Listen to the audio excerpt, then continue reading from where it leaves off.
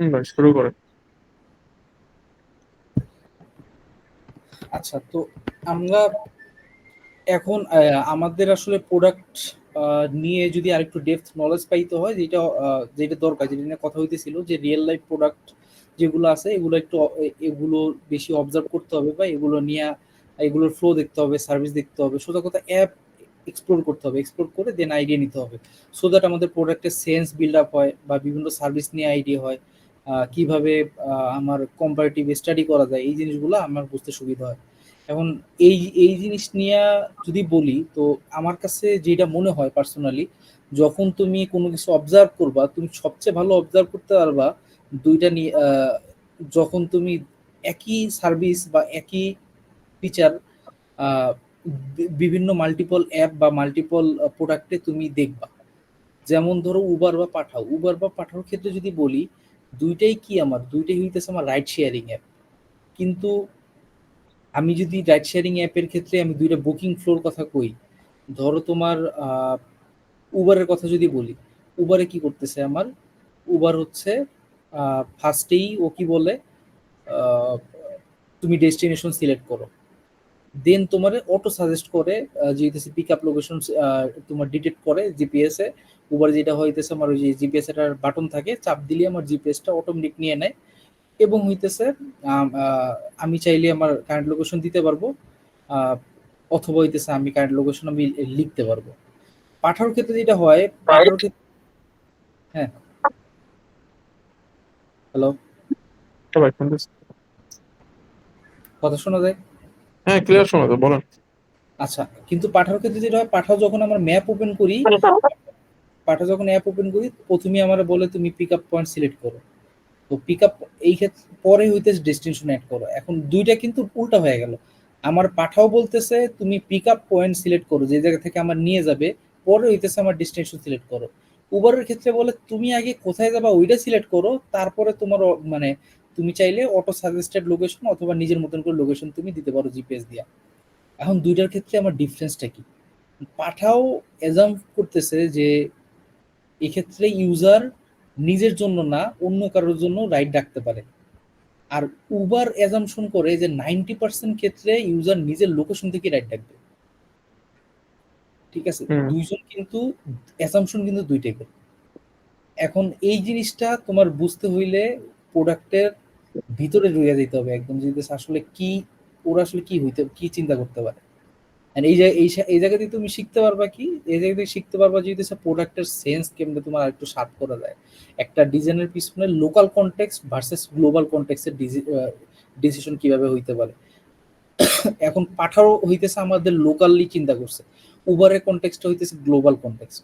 হয়তো বা global কনটেক্সটের research অনুযায়ী এইরকম যে ইউজাররা আসলে নিজের লোকেশন থেকে রাইট ডাকবে, কিন্তু পাঠাও ক্ষেত্রে বা বাংলাদেশের ক্ষেত্রে এমন হইতে পারে যে হইতেছে অনেক ক্ষেত্রে ইউজার নিজের জন্য না, অন্য কারোর জন্য রাইট ডাকতে পারে, যেটা হয়তো বা আমি নিজেও করছি বা তোমরাও করছো, করো না এমন হুম। না, করছো না? হুম। হুম। সো এখন এই জিনিসটা তো বললাম এইটা, এখন এইটার তোমার ফ্লোটা যদি তুমি ব্রেকডাউন করো, যে পাঠাও ক্ষেত্রে আমার কি হইতেছে, পাঠাও ক্ষেত্রে আমি অ্যাপ ওপেন করি, ম্যাপে কারেন্ট লোকেশন দেখায়, তারপরে কি হইতেছে user pick up location set করি ম্যানুয়ালি অথবা সার্চ করে, দেন আমার ডেস্টিনেশন অ্যাড করি, তারপরে আমার ভাড়া দেখায়, তারপরে আমি কনফার্ম করি। সেম আমি পাশাপাশি আমি উবার একটা রাখবো, অ্যাপ ওপেন পাঠাওতে করি। একটু ডিফারেন্স ভাই, পাঠাওতে হচ্ছে আপনার আগে ভেহিকল সিলেক্ট করতে হয় আপনি কিসে যাবেন, হুম, হুম, তারপর রাইট, হচ্ছে আপনার একদম একদম শুরুতে আমার ভেহিকল সিলেক্ট করতে হয়। তো আবার উবারের ক্ষেত্রে সিলেক্ট যেটা করতে হয় হয়। যে, আমার অ্যাপ ওপেন করি, ঠিক আছে, আমি কই যাব, ডেস্টিনেশন দেই, জিপিএস, তারপরে ভাড়া, তারপরে কনফার্ম। সো এই যে আমার দুইটা সার্ভিস যখন আমি পাশাপাশি রাখবো, পাশাপাশি রাখার পরে আমি কি বুঝতে পারবো যে হইতেছে আমার কোন জায়গাতে ডিসিশনটা কেমন হইতেছে, এবং ওইটা নিয়ে তোমার ওই সময় চিন্তা করতে হবে। এই যে তুমি চিন্তা করবা, চিন্তা করার পরেই হইতেছে দেখবে আস্তে আস্তে তোমার প্রোডাক্টের সেন্স বিল্ড আপ শুরু করবে। ঠিক আছে, অনেক ক্ষেত্রেই এইসব ডিসিশন তুমি যদি গুগল করো বা এআই রে জিজ্ঞেস করো, ওরা তোমার কাইন্ড অফ একটা কাছাকাছি একটা তোমার দিবে, ডিসিশন দিবে।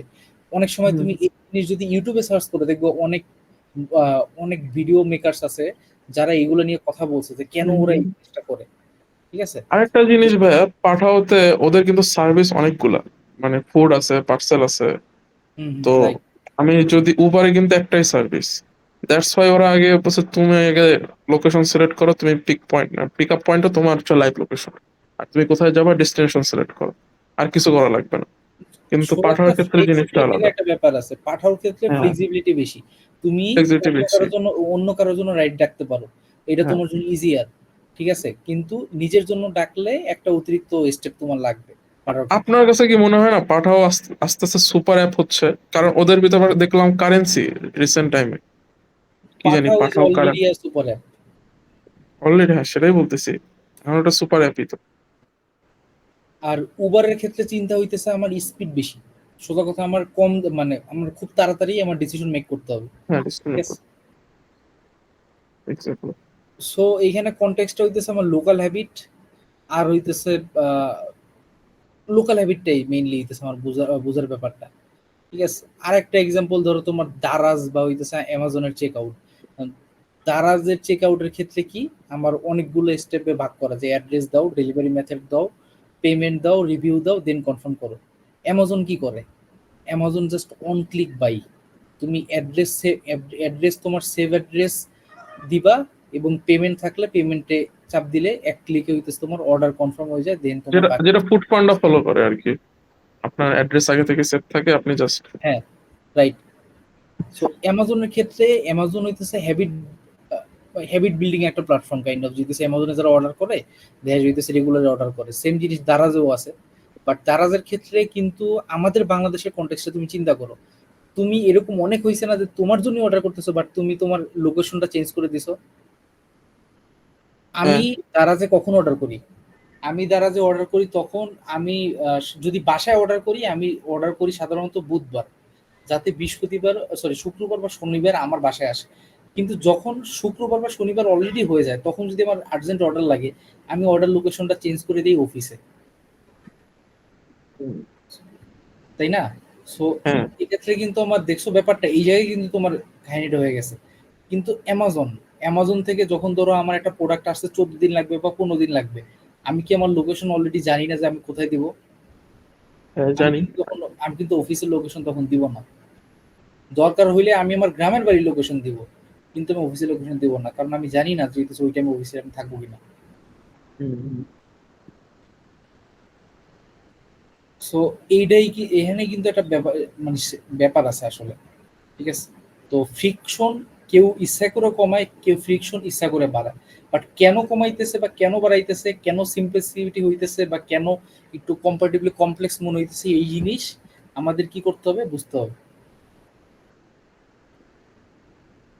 হুম।